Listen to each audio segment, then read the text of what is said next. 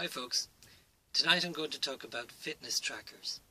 A fitness tracker is a device that you wear on your wrist or your chest, and it's designed to track your movements, your heart rate and your sleeping. The fitness tracker that I have is a Fitbit Charge 4. At first, I got it about a year ago, and at first I was very reluctant to use it. I didn't think it was going to benefit me at all. But I got used to it.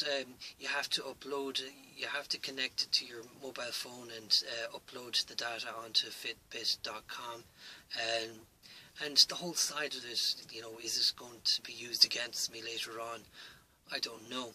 But in terms of tracking things like my sleeping, my diet and my activities, over the space of a year, I got to learn so much more about my body. For example, with the sleeping, I noticed, according to the fitness, it says that I should be sleeping about 8 hours a night, and I found that usually it's more like 7.5 hours. Also, what I noticed with the sleeping activity is if I had a really long sleep one night, then I wouldn't sleep as much the following night, and that led to an erratic kind of lifestyle. And particularly noticed that when we ended up working from home, my sleeping patterns just changed quite dramatically, and I did realise that it was having an impact on my daily life. Also, I was tracking my activities. I get a little buzz after I walk 10,000 steps every day. That's the equivalent of 3.5–4 kilometres. It's a good little reminder to have every day, and especially when you're trying to maintain a fitness regime. If you've passed that marker, at least you know you're going somewhere. It also gave me a more in-depth analysis of what kind of activities I was doing. For example, if I was just walking around my field, I would not be actually burning fat, or I would be burning fat, but I wouldn't be doing a cardio workout. Whereas if I was to run around my field more often, it would register as a cardio workout, which meant that instead of burning fat, I was actually building muscle. That kind of information was very insightful. And finally, my diet. When I first got my tracker, I was overweight.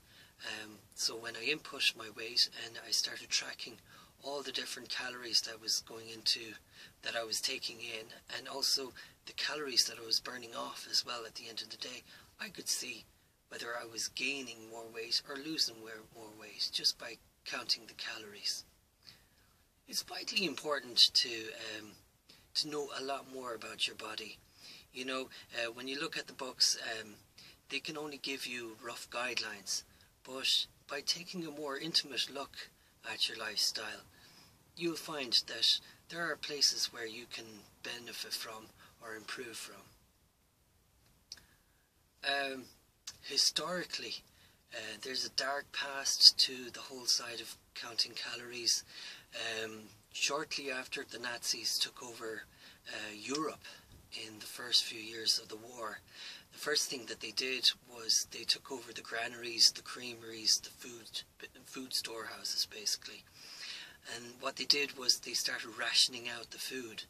So when the typical Wehrmacht soldier, the German soldier, was getting something like 2,500 calories a day and a wide variety in his diet, the civilian population were in fact, they were rationed to less than 1,200 to 1,500 calories a day. And what that meant was the civilian population was actually slowly starving themselves, and the consequences of that led to children with stunted development, pregnant women having difficulties in labour, and the legacy of that is still felt today in society. So from a survival point of view, it is very important that you do have a good idea of what kind of calories you should be taking in, around 2,000 calories I think it is, and to know that the activities that are related to that level as well. So that's all I have to say tonight. Thank you.